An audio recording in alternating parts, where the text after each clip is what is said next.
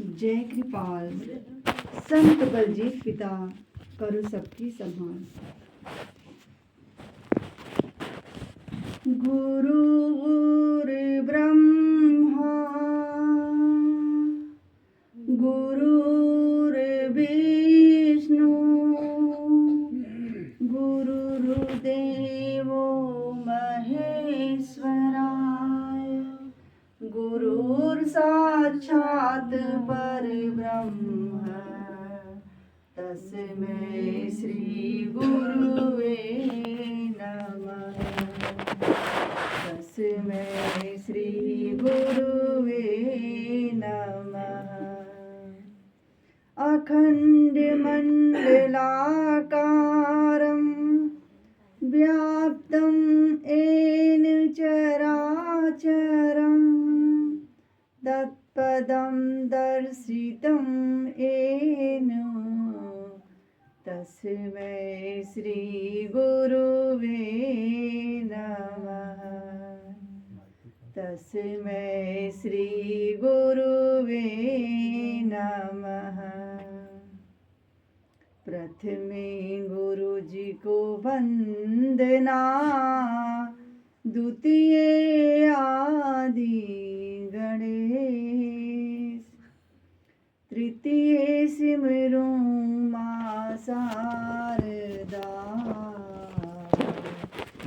कंठ में करो प्रवेश कंठ में करो प्रवेश। तो सबसे पहले यह दासी उन सभी संत महापुरुषों के चरणों में प्रणाम करते हुए अपने दादा हुजूर परम संत कृपाल सिंह जी महाराज के चरणों में प्रणाम करते हुए उन्हीं का रूप उन्हीं का स्वरूप परम संत ठाकर सिंह जी महाराज के चरणों में प्रणाम करते हुए उन्हीं का रूप उन्हीं का स्वरूप उन्हीं के उत्तराधिकारी आज के मौजूदा हस्ती संत बलजीत पिता के चरणों में प्रणाम करते हुए माइक द्वारा इस दासी की आवाज़ जहाँ तक भी जारी हो उन सभी भाई बहनों को एवं यहाँ पर जो दूर दराज से प्यारी साथ संगत जी आई हुई हैं उनके चरणों में इस दासी का प्रणाम स्वीकार हो। अब गुरु प्यार में एक शब्द है।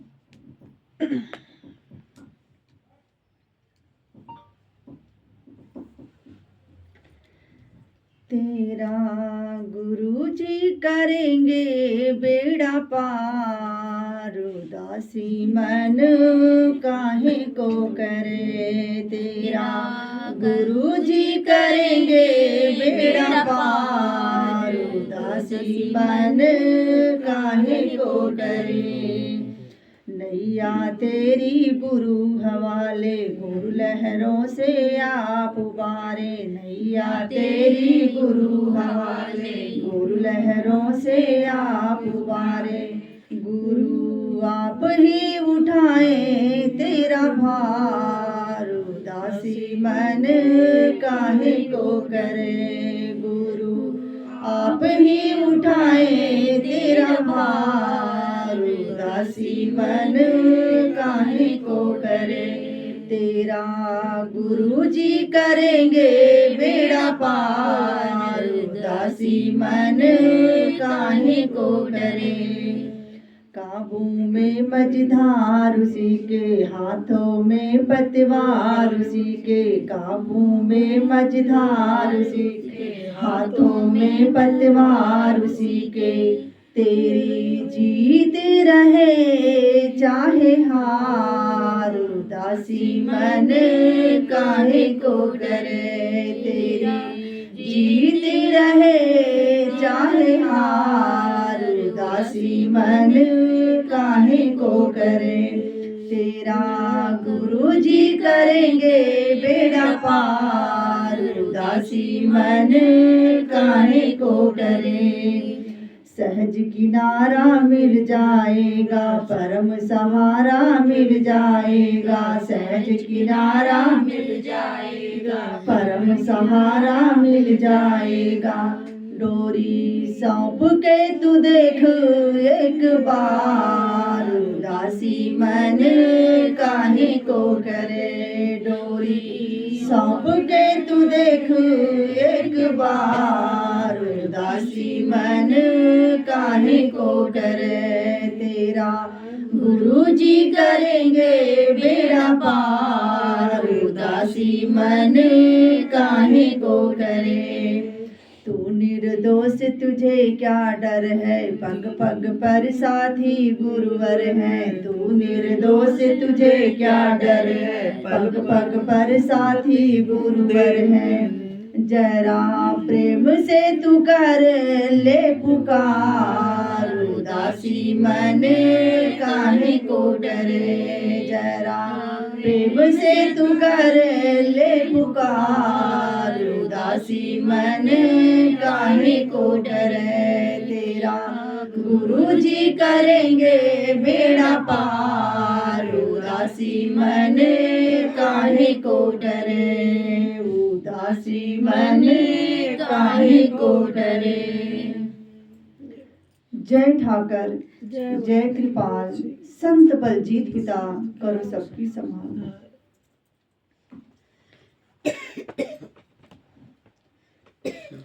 गुरु की प्यारी प्यारी आत्माओं, हमारे मौजूदा हस्ती संत बलजीत पिता जब संगत के बीच में आते हैं तो क्या कहते हैं कि आप सब में विराजमान उस परम पिता परमात्मा की सत्ता आदि शक्ति को मैं प्रणाम करता हूं। जरा सोचो, इतनी ऊंची हस्ती, इतना ब्रह्मांड का मालिक, वो हम जैसे लोगों को कहते हैं बेटे आप सब में विराजमान उस आदि शक्ति को मैं प्रणाम करता हूं। और हम क्या कहते हैं कि हम तो बड़े बदनसीब हैं, बहुत बेकार हैं, हमारी तो किस्मत ठीक ही नहीं है। हम इस प्रकार से कहते हैं और गुरु जी हमें प्रणाम करते हैं। अब इन दोनों के बीच में अंतर क्या है? हमारी सोच यहां तक है कि हम बहुत बेकार है, हमारी किस्मत बेकार है। गुरु से जुड़ने के बाद तो हमारी परीक्षा कुछ और तेज हो गई है। लेकिन गुरु जी प्यारी साथ संगत जी न हमारे रूप को देखते हैं, न हमारी माया को देखते हैं, न हमारे पद को देखते हैं, न हमारे प्रतिष्ठा को देखते हैं। हम वो क्या देखते हैं? हमारे इस घट में जो आत्मा विराजमान है उसे देखते हैं। जिस आत्मा को लेकर के शरीर में हम बैठे हैं उसकी कीमत हमें नहीं पता है। भाई आम लोगों के सामने अगर कांच का टुकड़ा फेंक दिया जाए और वो हीरा, लेकिन कोई ये कह दे कि भाई ये तो कांच का टुकड़ा है और जौहरी को तो परख पता है, वो समझ रहा कि हीरा है, तो हम तो प्यारी साथ संगत जी बड़े आसानी से उस टुकड़े को लेके और फेंक देंगे। क्यों? क्योंकि हमें परख नहीं, हमें पता नहीं है। लेकिन वही टुकड़ा अगर जौहरी को मिल जाता है तो खुशी से पागल हो जाएगा। ऐसे ही जो इस घट में आत्मा बैठी है ना, हमें कुछ नहीं पता इसकी कीमत। इसकी कीमत किसको पता है? हमारे मौजूदा हस्ती संत बलजीत पिता को। तभी तो दरबार में आते प्यारी साध संगत जी प्रणाम करते हैं। इसीलिए जब जाया करो नवानगर न, तो गुरु के एक एक चीज को ऐसी निगाह भरी से देखा किया करो, कहते हैं जैसे डूबते को तिनके का सहारा। अगर कोई व्यक्ति पानी में डूबता है और उसके सामने तिनका भी बहा जाता है तो नादान ये नहीं सोच पाता कि तिनका पकड़ूंगा तो डूब जाऊंगा, बचूंगा नहीं। लेकिन उस समय उसे तिनका भी इतना बड़ा लगता है कि जैसे लगता है पकड़ लूंगा तो बच जाऊंगा। ऐसे ही गुरु दरबार में जब गुरु के समीप बैठा करो ना प्यारी साध संगत जी, उनके वचनों को ऐसे ग्रहण किया करो कि जैसे आप कोई व्यंजन खाते हो ना, भोजन जाते हो रेस्टोरेंट में खाते हो, तो कोई कोई चीज आपको इतनी पसंद आती है कि बार बार उसे खाने के लिए आतुर हो जाते हो, कहते हो भाई मुझे यही खाना है।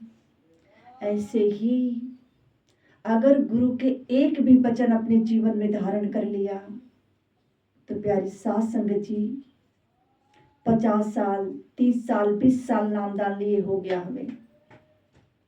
लेकिन आज तक कुछ फर्क नजर क्यों नहीं आ रहा? हमें बार बार सत्संग सुनने की, बार बार गुरु दर्शन की क्यों जरूरत पड़ रही है? सिर्फ मात्र इसीलिए कि अभी हमने गुरु के वचन को अंदर धारण नहीं किया। ठीक उसी प्रकार से जैसे पत्थर को पानी में डाल दो कितने वर्ष तक, लेकिन अगर उसे निकाल करके बाहर तोड़ा जाए तो उसमें पानी प्रवेश नहीं होता। ऐसे ही हम चाहे कितना सत्संग सुन ले, गुरु दर्शन कर ले, कुछ फर्क पड़ने वाला नहीं है। हमारे हालात जैसे पहले थे वैसे अब भी है। क्योंकि प्यारी साध संगत जी, जब तक आप गुरु को वचन को अंदर नहीं धारण करोगे, आप भोजन करते हो, डॉक्टर क्यों कहते हैं भाई पौष्टिक आहार लो? अगर आप पौष्टिक आहार लोगे तो आपका ब्लड अच्छा बनेगा, ब्लड अच्छा बनेगा तो आप स्वस्थ रहोगे, स्वस्थ रहोगे तो आपका विचार अच्छा बनेगा, मन अच्छा बनेगा, और मन अच्छा बनेगा तो आपका भजन भी आपका अच्छा बनेगा। सारी प्रक्रिया इस शरीर से शुरू होती है। प्यारी साध संगत जी, आप ही तो सुनते हो ना सत्संग में कि जैसा खाओ अन्न वैसा होगा मन। भाई आप दूषित चीज अगर इस शरीर में डालोगे तो कहां से अच्छा विचार आएगा? मंदिर में जा करके दूध, मेवा, मिष्ठान, जल चढ़ाते हो, लेकिन जो इस शरीर को इस परमात्मा ने बनाया इसमें क्या डालते हो? गुटखा, बीड़ी, पान। तो भला बताओ कैसे इसमें से अच्छी चीज निकलेगी? आप साधारण तौर पे देखो, आपके गली मोहल्ले में कूड़े की गाड़ी आती है, उस पे लिखा रहता है सूखा कूड़ा, गीला कूड़ा। आप उसी के मुताबिक उसमें कूड़ा डालते हो। लेकिन जरा इसको देखो, शरीर को, इसमें कुछ भी डाल देते हो, अवाल बवाल कुछ भी नहीं देखते हो, तो बात कैसे बनेगी? कहने का भाव सिर्फ यही है प्यारी साध संगत जी, भक्ति का मार्ग बहुत कठिन भी है और भक्ति का मार्ग बहुत सरल भी है।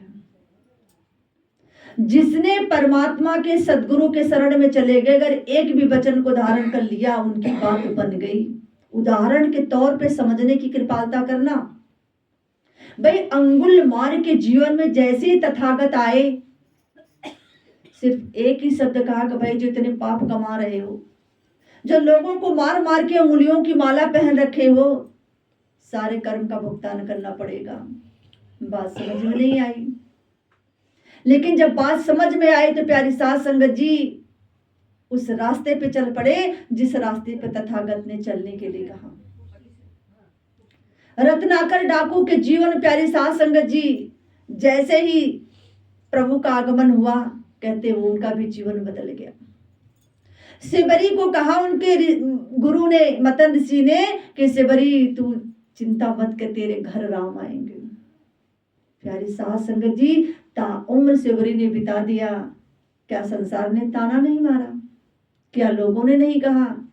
जिस प्रकार से रोज सेबरी रास्ते गुहारती, फूलों की रोड पर बिछाती कि हमारे इस रोड से, इस गली से, गलीचे से हमारे प्रभु राम आएंगे। प्यारी साध संगत जी, लोगों ने बहुत ताने मारे सेबरी को। कहा रे, ऐसे फूल चुन चुन के लगाती जैसे लगता भी राम आ जाएंगे। सेबरी ने कहा भाई तुम्हें नहीं पता मेरे राम कब आ जाए। हमें तो प्यारी साध संगत जी कोई ये कह दे कि भाई सत्संग बड़ा थोड़ा दूर है यहाँ से, आप चलो जी, आज तो बहुत काम है, नहीं जा पाएंगे। हम ऐसे बहाने ढूंढ ढूंढ करके प्यारी साध संगत जी बचते हैं और ये सोचते हैं कि गुरु जी की कृपा हो जाए, हम जो कुछ कहें सब हमारे इच्छा के मुताबिक मिल जाए, तो ये होने वाला नहीं है। मैं भाव का हूं भूखा, बस भाव ही के सार है, और भाव से जो भसता है उसका बेड़ा पार है। प्रभु को भाव चाहिए, उसे कुछ मतलब नहीं आप कितने कीमती वस्त्र पहनते हो, कितने कीमती आभूषण पहनते हो, आपका मकान कितना अच्छा है, आपके पास कितनी पद प्रतिष्ठा है, उनसे कोई मतलब नहीं। सिर्फ आप उनके पास एक भाव लेकर के चले जाओ। प्यारी साध संगत जी, अगर बात न बन जाए तो कहना। हमारे गुरुदेव कितने समय से चिल्ला चिल्ला के थक गए, समझा समझा के थक गए, हमारे पल्ले नहीं पड़ा कुछ। लेकिन सेबरी ने अपने गुरु की बात मानी, तभी तो राम आए। इतिहास गवाह है, आप सभी उनकी कथा वार्ता सुनते हो, कहीं भी कथा सत्संग में जाते हो तो सेबरी का जब वर्णन आता है तो प्यारी साध संगत जी बात यही आती है। कि सिबरी ने अपने गुरु की बात मानी। हम कहाँ मानते हैं भाई? 24 घंटे में गुरु जी कहते बेटा सिर्फ 3 घंटे मुझे दो। अब 3 घंटे में प्यारी सास संगत जी 1 घंटा भी बैठना मुश्किल हो रहा हमारा। 1 घंटे में बैठ जाएंगे जैसे लगता बहुत बड़ा काम करके उठे हैं। बात नहीं बनने वाली। पहले भी सेवादार आए, सेवा करके चले गए, पहले भी संगत बैठी सत्संग सुनी, और कितने लोग चले गए, कितने लोग आए। प्यारी सास संगत जी, ये तो आना जाना लगा रहेगा, लेकिन असली मुकाम, असली मंजिल तब आप प्राप्त कर पाओगे जब आप गुरु के हुक्म में रहोगे। ये कहते ना कि ये वो दर है जहां पर तकदीरें बदल जाती हैं। हकीकत में यहाँ पे तकदीर बनती है। अगर आप यहाँ पर 1, 2, 4, 10 मिनट भी बिता देते हो ना, तो कहते हैं कि यहाँ का बिताया हुआ समय आपका गंवारा नहीं जाता है, वो आपके खाते में लिखा जाता है। लेकिन हम मन बुद्धि के घाट पे बैठने के कारण प्यारे साथ संगत जैसे स्थान की कीमत को नहीं जान पाते हैं। इसलिए कहीं भी सत्संग में जाओ, घर से निकलो शुक्राना अदा करके, मेरे सदगुरु, मेरे मालिक, तेरा लाख लाख शुक्राना है, कम से कम आज आपने मेरे जीवन में ये दिन तो दिखाया। जब इस प्रकार से घर से निकलते हो तो प्यारी सास संगत गुरु आपके साथ होता है। अब हम ये कहते हैं कि भाई इतना भजन करते हैं, नाम लिए हुए इतना वक्त हो गया, सेवा भी करते हैं, लेकिन कृपा क्यों नहीं हो रही है?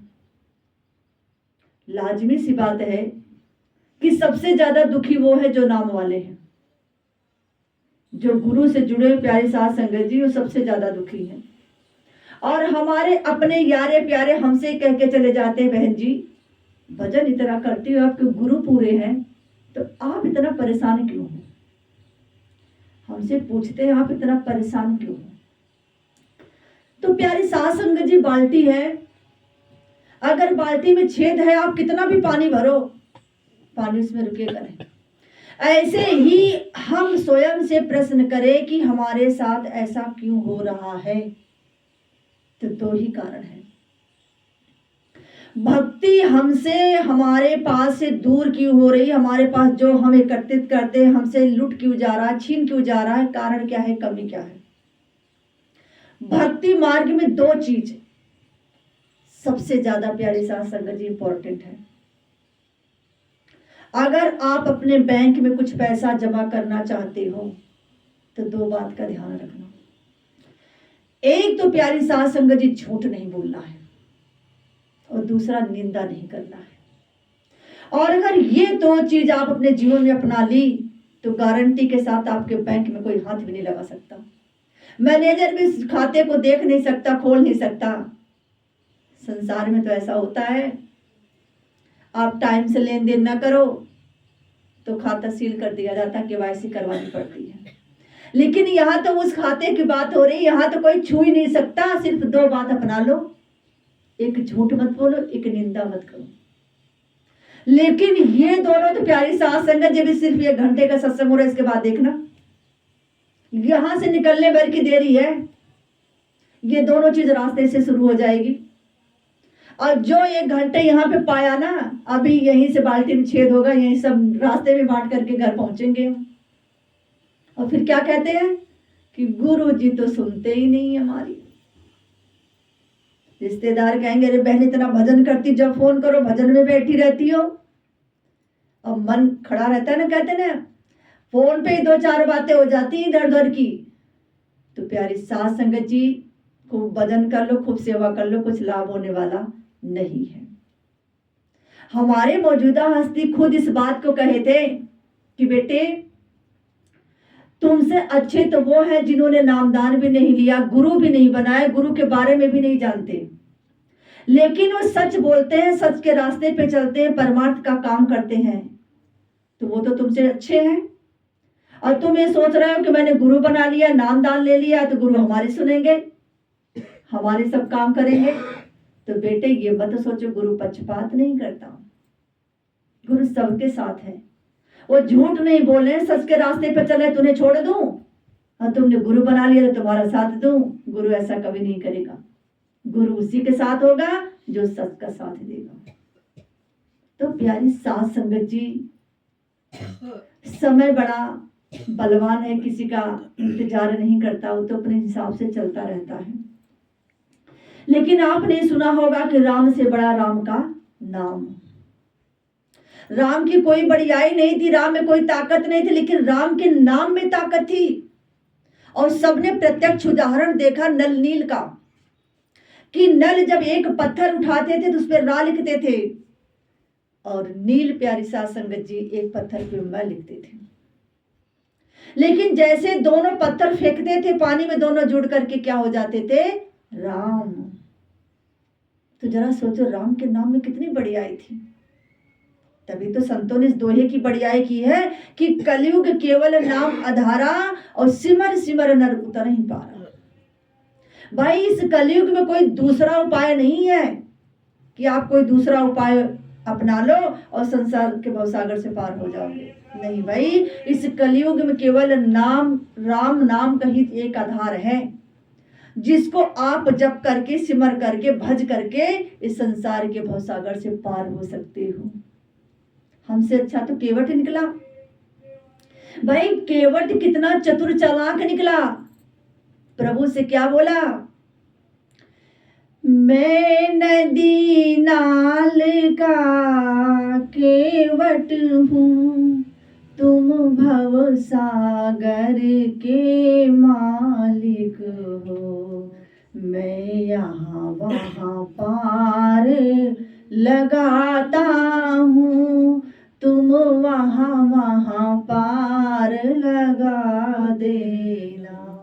केवट ने क्या कहा कि प्रभु मैं नदी नाल का केवट हूँ, मैं तो थोड़ा बहुत इधर उधर नदी से पार लगा देता हूँ लोगों को, लेकिन आप तो भवसागर के मालिक हो। जब वक्त आए, समय आए, तो मुझे वहां पार लगा देना। और हम तो प्यारी साथ संगत अगर गुरु जी में मिल जाए ना और कह दे बेटा तुम्हें क्या चाहिए, तो घर से लिस्ट बना करके ले जाएंगे कि हमें ये दे देना, वो दे देना, ये दे देना। लेकिन केवट ने नहीं कहा। केवट ने कहा प्रभु मुझे पता है मैं तो छोटा मोटा केवट हूँ, लेकिन आप जो हो वो मैं जानता हूं, इसलिए मुझे वहां पार लगा देना। ऐसे ही प्यारी साथ संगत जी से राम नाम के अलावा कोई दूसरी औषधि नहीं है जिसे आप खा करके ठीक हो सकते हो। वही जो 5 अक्षर का नाम मिला है ना, उसी में सारी दवाई है, सारे रोगों का इलाज उसी में छिपा हुआ है। अगर उसे खाओगे नहीं तो ठीक कहां से होगे। अगर हम दवा को टाइम से न खाएं, परहेज न करें, तो डॉक्टर को कैसे कह सकते हैं भाई आप ठीक नहीं हो। पहले तो दवा खानी पड़ेगी, परहेज करना पड़ेगा। और दोनों चीज अगर आपने अपना ली तो डॉक्टर भी मजबूर हो जाएगा सोचने के लिए कि भाई कमी कहाँ रह गई। पेशेंट तो अपने अनुसार से दवा भी खा रहा, परहेज भी कर रहा है, तो ठीक क्यों नहीं हो रहा। तो जब पेशेंट काम करेगा प्यारी साथ संगत जी, तो डॉक्टर भी सोचने के लिए मजबूर हो जाएगा। ऐसे ही जब शिष्य गुरु की बातों को अपनाना शुरू कर देगा, गुरु के हुक्म में रहना शुरू कर देगा, तो गुरु भी मजबूर हो जाएंगे कि भाई शिष्य तो अपने नियम पे चल रहा है, मैं इसे क्यों ना दूं, मजबूर हो जाएंगे देने के लिए। लेकिन हम ये सब करते कहाँ हैं? गुरु के हुक्म का पालन नहीं करते प्यारी साथ संगत जी। जिस दिन गुरु का हुक्म का पालन करना शुरू कर दोगे ना, उस दिन देखना आपके जीवन में परिवर्तन शुरू हो जाएगा। और जो थोड़ा बहुत हुक्म में चलता भी है ना, लोग उसे क्या कहते हैं, अरे यार तो बड़ी घमंडी हो गई है, बोलती नहीं किसी से, बात ही नहीं करती, अपने में बिल्कुल एकदम रमी रहती है। नहीं प्यारी साथ संगत जी, उसके ऊपर रंग चढ़ने लगा है परमात्मा का। और जब परमात्मा का रंग चढ़ता है ना, तो उसकी बोल चाल ढल सब बदल जाती है। तब संसार उसे क्या कहता है कि अरे ये तो ऐसी हो गई, किसी से बात ही नहीं करती। हकीकत की बात यही है कि अगर आपके ऊपर परमात्मा का रंग चढ़ जाएगा तो आपको संसार से दूरी होना शुरू हो जाएगी, रिश्तेदार से आप दूर हो जाओगे, घर परिवार से आप दूर हो जाओगे, आपको कोई चीज अच्छी नहीं लगेगी, क्योंकि आपके ऊपर परमात्मा का रंग शुरू हो गया है। तो शुक्राना अदा करना कि सदगुरु बड़ा आपकी कृपा दया मेहर, कि कम से कम आप संसार से विरह उत्पन्न कर रहे हो। यहाँ तो उल्टा होता है, परमात्मा से दूरी बना रहे हैं और संसार से नजदीकी बना रहे हैं। अगर कोई अपना भाई बंधु नाराज हो जाता है तो उसे मनाना शुरू कर देते हैं। अरे नहीं भाई, शुक्राना अदा करो, अच्छी बात है, कम से कम दूरी तो बन रही है। तो सब कुछ जब हमारे जीवन में उल्टा पुल्टा होगा तो प्यारे साथ संगत जी परमात्मा नहीं मिलेगा। इसलिए जब आप सत्संग में आते हो तो सत्संग के एक एक विचार को श्रवण किया करो, उस पर मनन किया करो। हमारा काम है प्यारे साथ संगत जी, आपने देखा होगा कि कोई सामान बेचने आता है व्यापारी और उसका सामान उस गांव में उस नगर में खूब बिकता है तो बार बार उसी नगर में आएगा बेचने के लिए। क्यों? क्योंकि उसे पता है कि यहाँ पर हमारे सामान की बिक्री ज्यादा होती है। ऐसे ही प्यारे साथ संगत जी, हमारा काम है राम नाम के हीरे मोती को बिखेरना, अपने गुरु के दिए हुए वचनों का पालन करना। रिश्तेदार हो या पड़ोसी हो, कोई भी हो, सबसे चर्चा करो कि बहन जी गुरु बना लो, नाम दान ले लो, भक्ति कर लो। वो नहीं तैयार होगा। क्यों?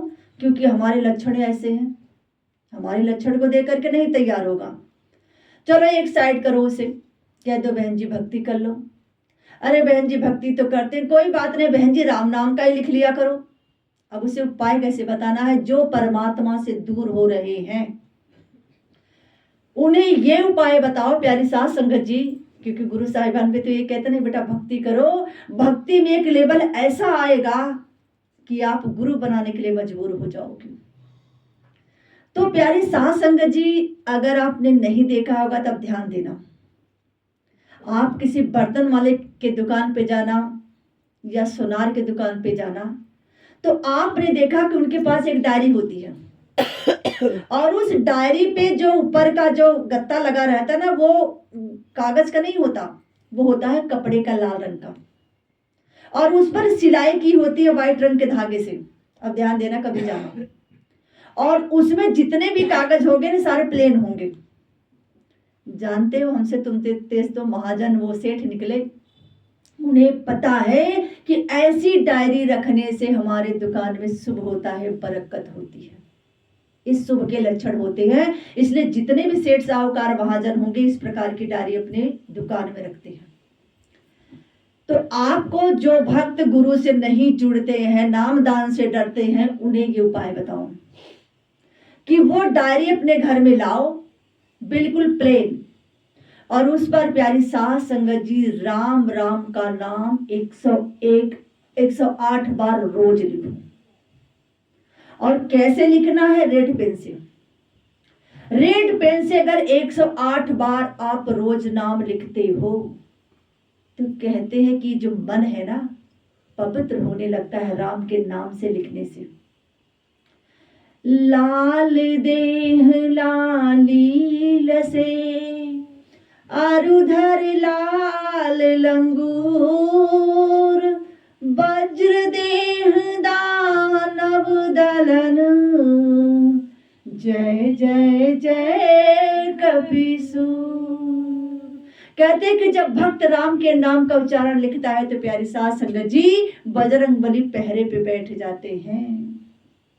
कहते हैं कि मेरा भक्त राम के नाम का उच्चारण कर रहा है, कोई भी वैसे निगेटिव चीज इसके पास पहुंच नहीं सकती, क्योंकि वो राम नाम में डूबा है। जब 90 दिन वो भक्त इस नाम को लिखेगा प्यारी साथ संगत जी, तो कहते हैं कि उसका हृदय इतना पवित्र हो जाएगा ना कि कबीर मन निर्मल भया, जैसे गंगा नीर और पीछे पीछे हर फिरे, कहत कबीर कबीर। अरे जब आप राम नाम में डूब जाओगे ना तो राम आपके पीछे आ जाएगा और आप आगे हो जाओगे, और हनुमान जी पहरे पे बैठ जाएंगे, आपका कोई बाल बांका नहीं कर सकता। आप उसे रोज 108 बार राम राम लिखो लाल पेन से, और लिखने के बाद प्यारी साथ संगत जी अपनी पूजा घर में रख दो। रखने के बाद आपको पता है कि राम नाम का खाता कहाँ पे है? नहीं पता होगा। राम नाम का खाता प्यारे साथ संगत जी 2 जगह है, एक तो अयोध्या में और दूसरा काशी में। जब वो भूख भर जाए राम नाम की तो कोई भी आपका मित्र, कोई प्यारा आपका जा रहा हो, उसके साथ वो बुक भिजवा देना, वो राम नाम का खाता अयोध्या में जाकर के जमा हो जाएगा। अब बैंक में जो 10-20 लाख रुपए रखे हो ना, इससे शरीर से जैसे ही आत्मा जाएगी वैसे घर में लड़ाई शुरू हो जाएगी। किस लिए? कि भाई बैंक में इतने पैसे हैं। लेकिन जो आपका राम नाम का खाता वहां पे जमा होगा ना, वो जैसे ही आप शरीर छोड़ोगे ना, ये आत्मा, वैसे वो आपके साथ लग जाएगा। क्यों?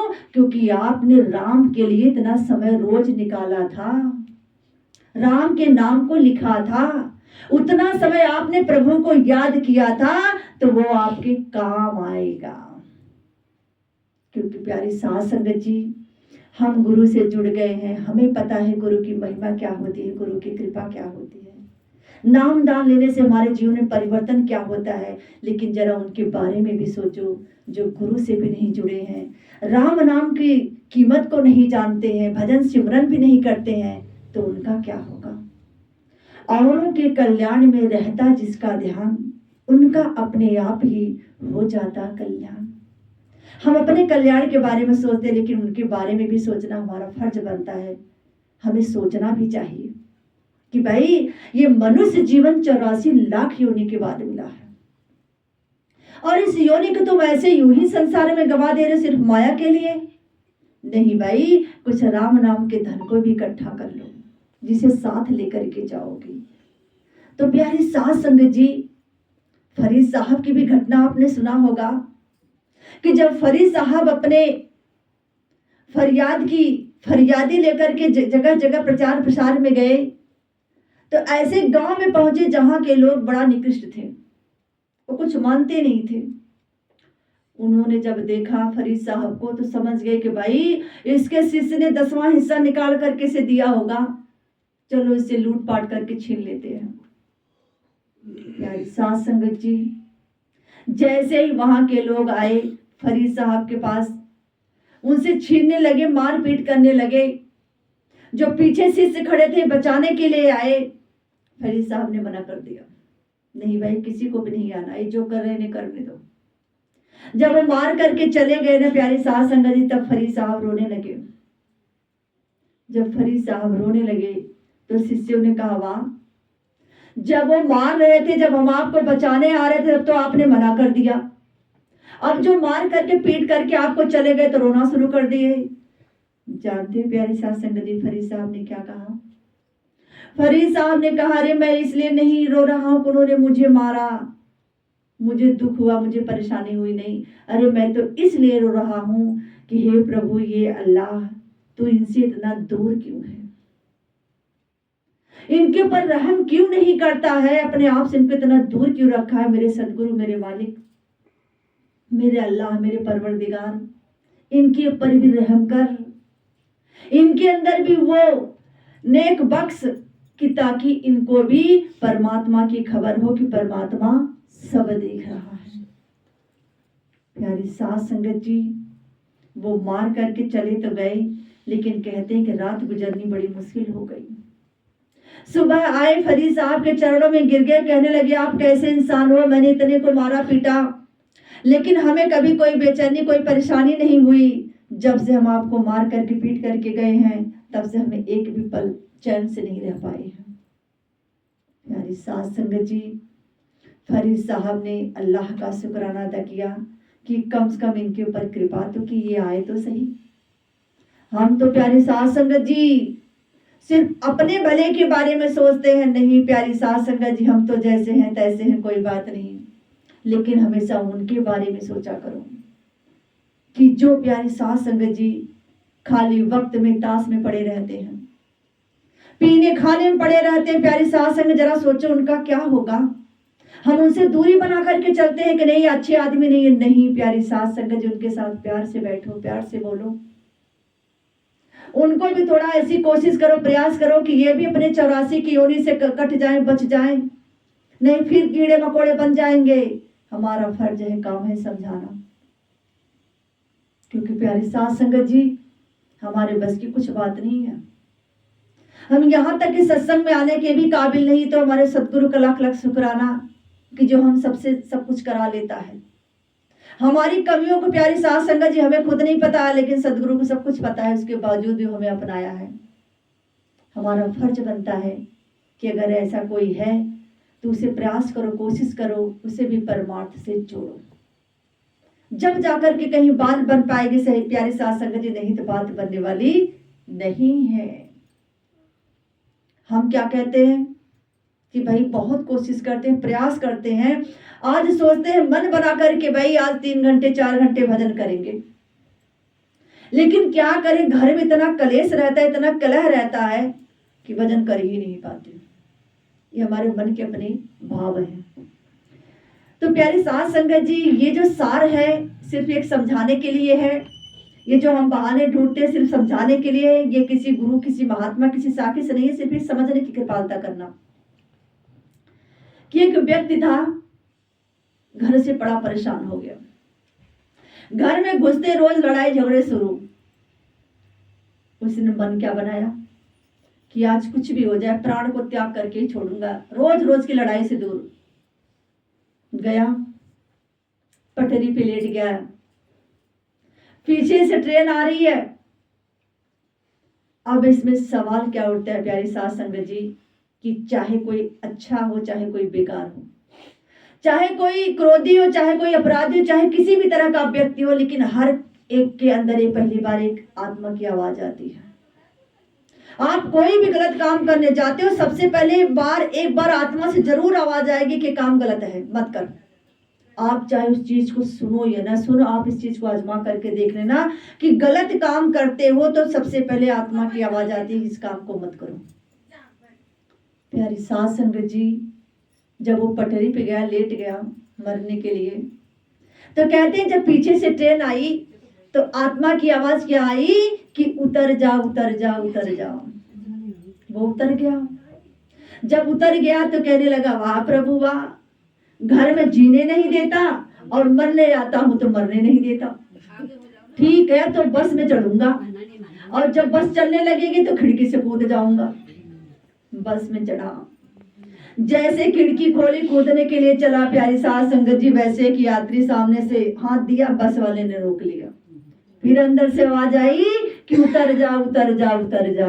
भाई फिर उतर गया, कहने लगा, वाह प्रभु वाह, मैं तो कुछ, आप तो मुझसे भी ज्यादा तेज निकले। कहने लगे, कोई बात नहीं, अब एरोप्लेन में जाऊंगा, अब देखता हूं कैसे बचाओगे। गया, एरोप्लेन में चढ़ गया, अब तो यहां मर के ही दिखाऊंगा। लेकिन जिसमें बैठा वो बहुत दूर की प्लेन थी प्यारे साध संगत जी, उसे कहीं ईंधन की जरूरत पड़ी, वो वहां पर लैंड हो गया। अब वहां भी आवाज आई कि उतर जा उतर जा उतर जा। आपने देखा होगा कि जहां पर प्लेन चढ़ आती है जाती है प्यारे साध संगत जी, वहां स्पेस बहुत ज्यादा होता है। जब वो भाई उतरा, दोनों बाजू पर फैला करके आसमान की तरफ देखा और कहने लगा, वाह प्रभु वाह, जीता हूं तो जीने नहीं देता है, मरता हूं तो मरने नहीं देता, जहां भी जाता हूं वहीं कहता उतर जा उतर जा। अरे जब घोड़ी पे पहली बार बैठा, अगर उसी टाइम कहता उतर जा तो मरने की नौबत नहीं आती। सही बात। तो प्यारी साध संगत जो हम बहाने कहते ना कि भाई बड़े कलेश होते, बड़े झगड़े होते, बहुत मन करता है भजन करने का, लेकिन कर ही नहीं पाते। तो प्यारी साध संगत ये सब हमारे मन के बहाने हैं भजन न करने का, बाकी कुछ नहीं। ये तो जब तक आप आओगे जाओगे, 84 से यही करते आए हम। हर योनि में लड़ाई झगड़े हो रहे हैं, कोई एक योनि की बात थोड़ी है भाई। मनुष्य में, पशु है, पक्षी है, सब में ये होगा। लेकिन इन छोटे छोटे विवादों के कारण जरा सोचो, इतना कीमती समय अपना कितना बर्बाद कर देते हैं।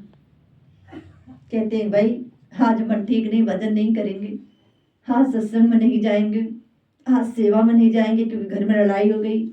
नहीं प्यारी साध संगत जी, ये सब हमसे भजन दूर बनाने का प्रावधान है। सतर्क हो जाया करो, जिस दिन घर में लड़ाई उस दिन और भजन किया करो कि आज तो और भजन करेंगे, देखता हूं मन कैसे नहीं बैठता, अडोल होकर के बैठ जाया करो। जानते हो प्यारी साध संगत जी, भजन का, सत्संग का बड़ी महिमा, बहुत बड़ी कृपा है। जब गुरु नानक का दरबार लगा था, बहुत सारे शिष्य बैठे थे।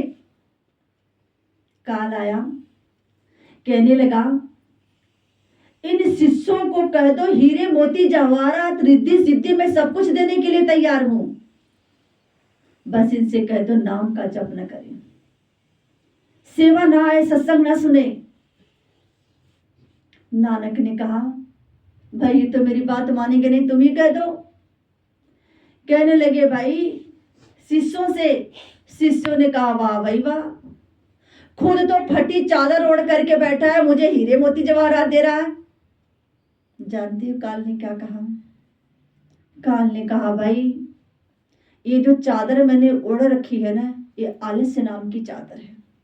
जब संगत सत्संग में जाती है, नाम जपती है, सेवा करती है, तो मैं उसके ऊपर आलस की चादर उड़ा देता हूँ। लेकिन क्या करूं, इस नाम की इतनी बड़ी महिमा, इतनी बड़ी कृपा है कि मेरी चादर में से छेद करके ये भाग जाते हैं और मैं इन्हें रोक नहीं पाता।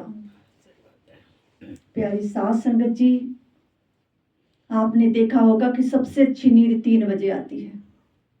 वो जो काल होता है ना, हमें आलस की चादर उड़ाने आता है कि कोई उठना जाना, लेकिन कहते हैं जिसके ऊपर कृपा वो करना चाहता है ना, वो आलस की चादर के एक जगह तरफ रख के उठ के बैठ ही जाता है।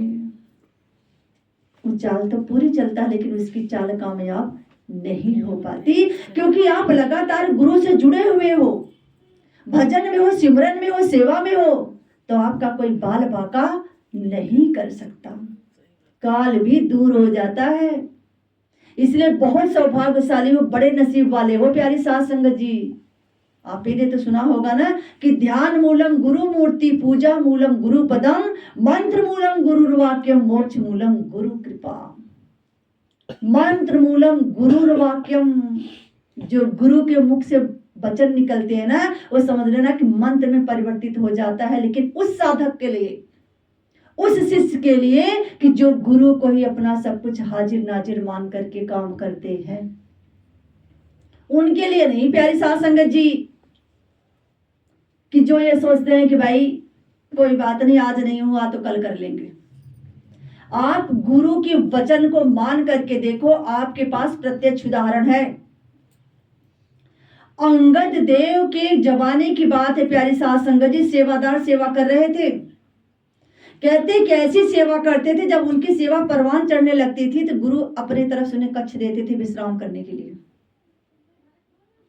सारे सेवादार सेवा करते, अपने अपने कक्ष में विश्राम करते, लेकिन एक सेवादार ऐसा निकला कि जिसको प्यारी साध संगत जी सिर्फ खाना और सोना, ये 2 काम था। सभी सेवादार ने सोचा इसका होगा क्या? अरे गुरु दरबार का पानी भी पी करके बड़ा मुश्किल होगा काटना, और ये तो सिर्फ पी रहा, खा रहा, बस सो रहा, कुछ कर नहीं रहा। सब ने प्यारी साध संगत जी समूह बनाया, सोच विचार किया, सब ने समझाया, लेकिन इसके ऊपर फर्क नहीं पड़ा। जब फर्क नहीं पड़ा तो सब ने कहा भाई गुरु के पास चलो। अब सब प्यारे साध संगत जी समूह बना करके गुरु के पास गए, और उसकी शर्त क्या थी सेवादार की, कि अगर गुरु जी हमसे कहेंगे कि भाई सेवा कर लो तो मैं सेवा जरूर करूंगा, तुम्हारे कहने से नहीं करूंगा।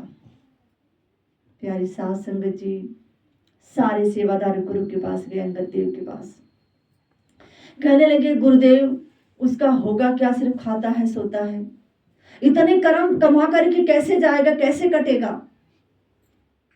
गुरु ने कहा ठीक है बेटे, अगर ये चाहता है कि मैं उसे सेवा दूं तब वो सेवा करेगा, चलो ठीक है मैं उसे सेवा देता हूं। गुरु स्वयं चल करके उसके पास गए, कहने लगे बेटे क्या बात है, सिर्फ रोज खाते हो सोते हो, सेवा क्यों नहीं करते हो? कहने लगे गुरुदेव मैं तो सेवा करने के लिए आतुर हूं, लेकिन जब आप सेवा दोगे तब करूंगा। गुरु 2 मिनट के लिए मौन रहे, उसके बाद बोले बेटे अब तुम्हारे पास समय नहीं, सिर्फ 8 घड़ी है, इस 8 घड़ी में जो कुछ भी करना चाहते हो कर सकते हो, बाकी तुम्हारे पास अब समय नहीं है। सेवादार डर गया, कह रही ये क्या, पहली बार गुरु से मुलाकात, सेवा में मिली, अब समय 8 घड़ी। कहने लगे कोई बात नहीं गुरुदेव आप आज्ञा तो करो। अब जरा सोचो प्यारी साध संगत जी, हम सबके पास भी यही हालात है। अब जब कहा कि भाई 8 घड़ी है, कहने लगे गुरुदेव आदेश करो। कहने लगे ठीक है ऐसा करो, जंगल में जाओ, सूखी सूखी लकड़ियों की इकट्ठा करो और चिता बनाओ और उसमें अपने आप को अग्नि के हवाले हो जाओ। अब जब ये बात शिष्य ने सुना कि अरे पहली बार गुरु मिले, दर्शन हुआ, सेवा भी दी, तो भी मौत के घाट उतार रहे हैं, कैसे गुरु हैं।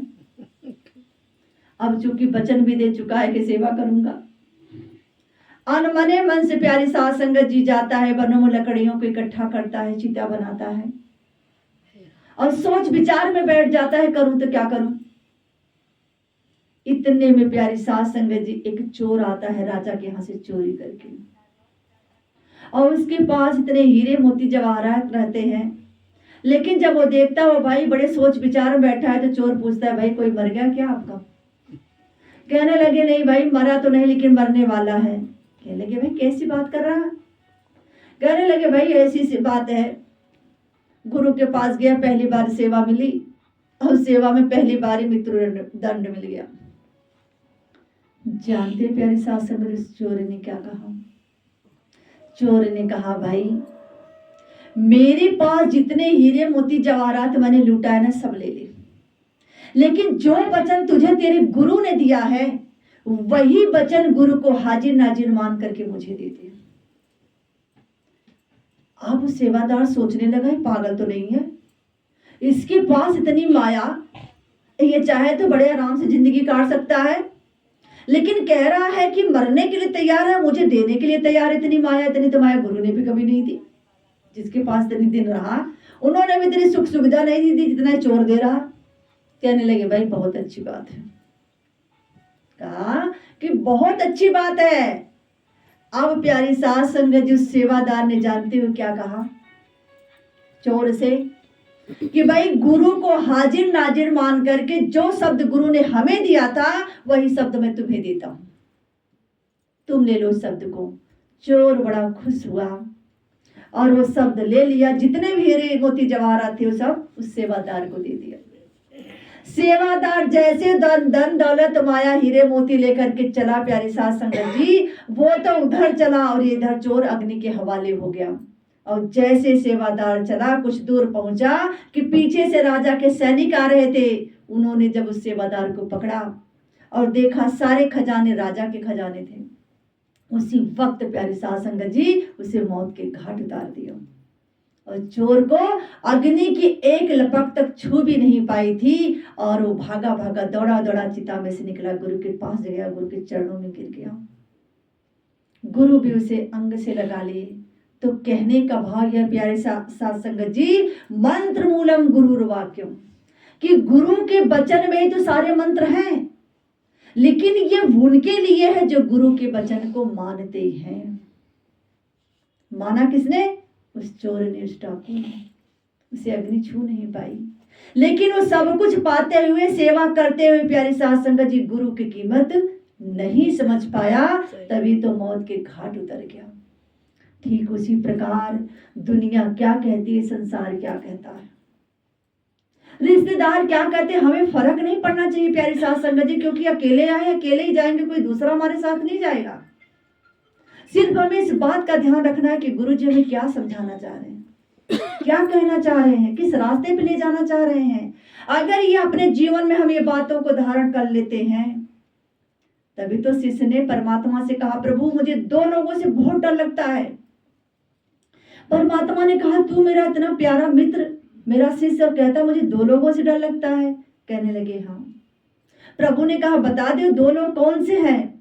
कहने लगे, प्रभु पहला तो वो जिसको ये नहीं डर लगता कि आप भी हो, परमात्मा नाम की भी कोई चीज है, मुझे उन लोगों से भी डरता है जो आपसे नहीं डरते हैं। और दूसरा उन लोगों से डरता है जो सरेआम पाप कर रहे हैं, कत्लेआम कर रहे हैं। उन्हें ये नहीं डर लगता कि जो कुछ भी कर रहा है परमात्मा सब देख रहा है। इसलिए प्रभु मुझे उन दोनों से बहुत डर लगता है। यही चीज प्यारी साध संगत जी हमें भी अपनाना है कि हम जो कुछ भी कर रहे हैं, कोई देखे या ना देखे, गुरु देख रहा है। जिसके अंदर इस बात का डर रहेगा ना, वो कभी गलत काम कर ही नहीं सकता, वो कभी गलत रास्ते पे जा ही नहीं सकता। लेकिन प्यारी साध संगत जी, अफसोस की बात है, हम ये सोचते हैं कि भाई इस काम को कर लें, कौन देख रहा है। नहीं प्यारी साथ संगत जी, इस डर को बना करके रखो कि गुरु सब देख रहा है। तो प्यारी साथ संगत जी, ये समय क्या चल रहा है? माघ का समय चल रहा ना। कहते हैं कि माघ में दान देने से, कहते हैं दान का फल 4 गुना बढ़ जाता है। ऐसा माना जाता है कि माघ में दान देने से दान का फल 4 गुना बढ़ जाता है। ठीक उसी प्रकार से जिस प्रकार से आप सावन में भक्ति करते हो तो कहते हैं कि भक्ति का फल 4 गुना बढ़ जाता है। ऐसे ही माघ में कहते हैं दान देने से दान का फल 4 गुना बढ़ जाता है। कैसे? आपने देखा होगा, आज की जनरेशन, आज की पीढ़ी इतनी एडवांस हो गई प्यारी साथ संगत जी, हर जगह सबको कथा कीर्तन भागवत मिल रहा है, सबको पता है दान का महत्व क्या होता है। लेकिन जो पहले के बड़े बुजुर्ग होते थे उन्हें सब सुविधा मिलती नहीं थी, अपने किसानी के काम में लगे रहते थे, लेकिन उन्हें भी दान का महत्व पता था। जब मकर संक्रांति आती थी तो कहते ध्यानियों को, बेटियों को प्यारी साथ संगत जी हमेशा घर से दान जाता था, क्या? तिल चूड़ा। इसलिए दान दिया जाता था कि ताकि इसी बहाने हमारे घर से कुछ दान पुण्य का काम हो जाए। तो दान पहले भी था और दान अब भी है, ऐसी बात नहीं है। थोड़ा दान में परिवर्तन हो गया है, लेकिन दान का कार्यक्रम निरंतर चल रहा है। ठीक उसी प्रकार से प्यारी साथ संगत जी, हमारे ठाकर सिंह जी महाराज का जन्म उत्सव कब आता है? 28 मार्च को। लेकिन मौजूदा हस्ती जरा सोचो, जनवरी में क्यों धन की सेवा दे रहे हैं कि बेटे धन की सेवा करो? चाहते तो फरवरी में दे सकते थे, मार्च में भी दे सकते थे। भाई गुरु नहीं भूखा तेरे धन का, उसमें धन है भक्ति नाम का, पर तेरा उपकार करावे, भूखे प्यासे को दिलवावे। मुझे क्या दे सकते हैं प्यारी साथ संगत जी? 10-5 से देने से क्या चल जाएगा? कुछ नहीं हो पाएगा। जहां लाखों की संगत तादाद में खा रही है, घर में अगर 10 मेहमान आ जाते हैं, सोच में पड़ जाते हैं कहां से कराएंगे इसका नाश्ता पानी। लेकिन वहां तो लाखों की तादाद में संगत खाती है और लंगर भी इतना स्वादिष्ट बनता है कि घर में खुद देसी घी में बना स्वाद नहीं आएगा, लेकिन लंगर का कितना स्वाद आता है। तो जरा सोचो प्यारी साथ संगत जी, गुरु साहिबान को जनवरी में धन की सेवा की क्या जरूरत थी? लेकिन नहीं, गुरु को पता है कि माँ का जो धन का सेवा का जो वर्णन है, जो फल है, वो बहुत बड़ा होता है। इसलिए प्यारी साथ संगत जी, धन की सेवा जरूर करो। अरे बच्चों की नौकरी नहीं लगती थी, लग गई, 10,000 मिलने लगी, लेकिन गुरु की कृपा हुई, गुरु की बरकत हुई, लड़के की तनख्वाह 15,000 हो गई। तो क्या हमारा फर्ज नहीं बनता कि कम से कम गुरु के नाम से 3,000 सेवा में देते? 2,000 एक्स्ट्रा तो मिला। लेकिन साल भर में सिर्फ जनवरी फरवरी 3 महीने के लिए प्यारी साथ संगत जी गुरु मौका देते हैं हमें सेवा का। इसलिए हमेशा ये मन बना करके, विचार बना करके, घर में गुल्लक रख करके कोशिश किया करो कि भाई जनवरी फरवरी मार्च में हमें सेवा करना है धन की। खूब बढ़ चढ़ करके हिस्सा लिया करो, क्योंकि प्यारी साथ संगत जी, गुरु को हम देने के योग्य नहीं, लेकिन गुरु हमारा कुछ ऐसा कर्म काटना चाहते हैं जिसकी वजह से सेवा हमें दिए हुए है। प्रयागराज में जाकर के देखो, गंगा के किनारे प्यारी साथ संगत जी, लोग बाग 1-1 महीना से आकर के पड़े हैं, कल्पवास कर रहे हैं, दान पुण्य कर रहे हैं, भागवत कथा सुन रहे हैं। किस लिए? अपने कल्याण के लिए। तो हम सत्संग की गंगा में नहा लें, सत्संग से ही कुछ प्राप्त कर ले प्यारी साथ संगत जी। तभी तो किसी ने कहा गंगा से कि अरे इतना दूषित हो जाती है, इतने पाप लेकर के कहां जाओगी? लोग इतना आपके अंदर नहाते हैं, इतना पाप लेकर के कहां जाओगी? गंगा ने कहा भाई मैं ऐसी वैसी नहीं हूं, मैं भी समुद्र को भेज देती हूँ, सागर को। सागर ने कहा अच्छा। शिष्य ने कहा जब भी तो खारा हो, जब भी तुम्हारा कोई पानी नहीं पीता। समुद्र ने कहा नहीं भाई, मुझे भी इतना बेवकूफ मत समझना, मैं भी भाग बना करके बादल को भेज देता हूँ। कहने लगे अच्छा, तभी तो काला पड़ा हुआ है। बादल ने भी कहा भाई मुझे भी ऐसे वैसे मत समझना, मैं भी बारिश बन करके सबको वापस कर देता हूँ। तो भाई जो कर्म कर रही हो ना, सब घूम फिर करके हमारे पास ही आना है। हम सोचते हैं हम चालाक हैं, वो हमसे भी ज्यादा चालाक है। इसलिए कुछ दान पुण्य कर लो, भगवत भजन कर लो, नाम जप लो, क्योंकि यही तुम्हारे साथ जाएगा, बाकी सब धरा का धरा रह जाएगा। प्यारी साथ संगत जी, कुछ साथ जाने वाला नहीं है। इसलिए अपने घरों में सत्संग जरूर करवाओ। नहीं मंथली करवाते हो, 2 महीने 3 महीने जरूर करवाओ प्यारी साथ संगत जी, क्योंकि कहते हैं कि माया और बुद्धि सबके पास मिल सकती है, लेकिन संस्कार सब जगह नहीं है। अभी थोड़ा बहुत जनरेशन में हम लोग बचे, प्यारी साथ संगत जी, घरों में सत्संग भी हो रहा, कथा कीर्तन से भी जुड़े हैं, लेकिन आने वाले समय में ऐसा समय हो जाएगा प्यारी साथ संगत जी, कथा कीर्तन से सब दूर हो जाएंगे। क्यों? क्योंकि बच्चों के अंदर हम संस्कार ही नहीं दे रहे हैं। और जब संस्कार नहीं देंगे तो बच्चे कहाँ कथा कीर्तन से जुड़ेंगे? वो जुड़ेंगे ही नहीं। इसीलिए हमें इस बात का ध्यान रखना है प्यारी साथ संगत जी, कि कथा कीर्तन से जुड़ो, घर में सत्संग करवाओ। सत्संग से बहुत फर्क पड़ता है। कहते हैं कोई ऐसी आत्मा आती है, 2-4 वचन उसे परमात्मा के अच्छे लगते हैं तो भी परमात्मा से जुड़ जाता है, उसका भी कल्याण हो जाता है। लेकिन जब आप लगातार इन सब भावनाओं से जुड़े रहोगे तभी बात बनेगी प्यारी साथ संगत जी, नहीं तो बात बनने वाली नहीं है। थोड़ा समय की भी कृपालता है। गुरु साहिबान भी कहते हैं कि बेटे हुक्म मानिए पाइए। तो जो तन मन धन की सेवा बताई प्यारी साथ संगत, उसे हमें प्रेम से करना है, भाव से करना है। सेवा करते समय हमारे अंदर ये भाव नहीं होना चाहिए कि सेवा को हमने इतना किया, नहीं। गुरु साहिबान इतने के बीच में हम सबको चुना प्यारी साथ संगत, ये सबसे बड़ा शुक्राना सदगुरु का है। इसलिए सेवा करते समय, सेवा देते समय इस भाव से दिया करो कि मेरे सदगुरु, मेरे मालिक, जो कुछ भी है आपका है। हमने यहाँ से कुछ लेकर के आए हैं, न यहाँ से कुछ दे करके जाएंगे, लेकिन शुक्राना इस बात का है कि इस सेवा के लिए निमित्त आपने हमें चुना है। इस भाव से दिया करो। हमेशा ऐसे प्यारी साथ संगत जी ने हमेशा ऐसे के सोचा करो कि सदगुरु, इस निमित्त से आपने हमें चुना है, यह निमित्त जब तक इस घट में प्राण है तब तक बनाए रखना, तब तक इस सेवा को प्रभु हमसे कराते रहना। जब आप इस भाव से प्यारे साथ संगत जी सेवा देते हो ना, तो कहते ना कि गुरु उसे ही देने के लिए मजबूर हो जाता है जिसका ऐसा भाव होता है। और जिसका भाव ये होता है कि भाई हमने तो 500 रुपए दे दिया, बहुत दे दिया गुरु जी को। नहीं प्यारी साथ संगत जी, हमेशा खुश रहा करो कि गुरु ये तो बहुत कम है, कुछ और लो। जब आप उसे कहोगे कुछ और लो तो वो भी सोचेगा कि बेटा भी देने के लिए आतुर है। बाप का गर्व से चौड़ा हो जाता है सीना। अगर बच्चे ही बच्चे प्यारी साथ संगत जी चतुर चालाक ना हो तो बाप कहाँ से अपनी चतुराई चालाकी दिखाएगा।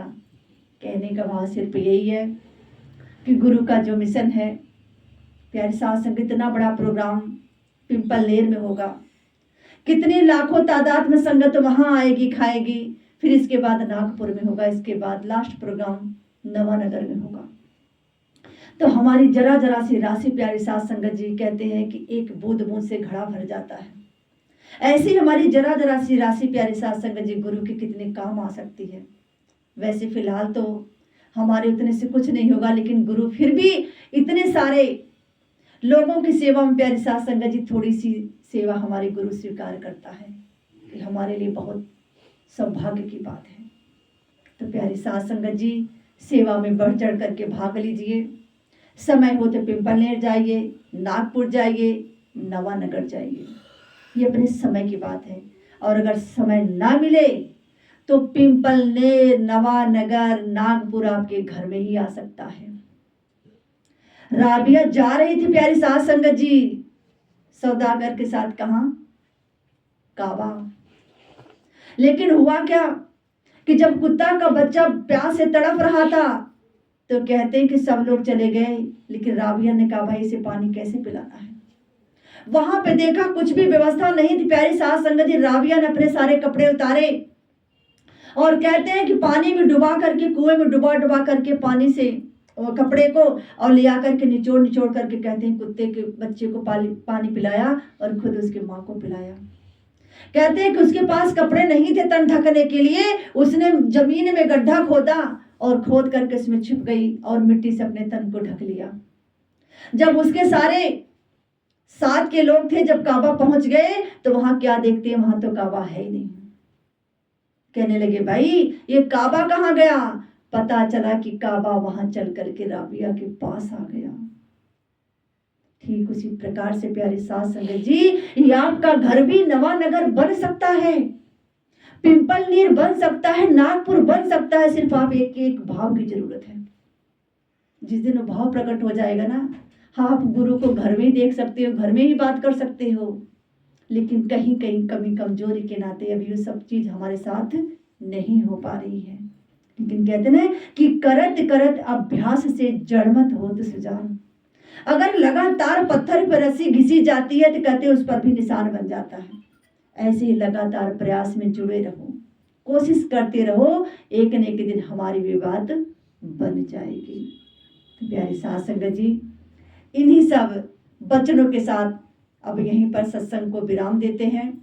इस दासी से बोलने में जरूर कुछ न कुछ त्रुटि हुई होगी, यह दासी क्षमा की याचिका है। सभी साध संगत 2 मिनट के लिए ध्यान भजन के अभ्यास में बैठ जाएं। 2 मिनट के बाद आवाज लगा दी जाएगी।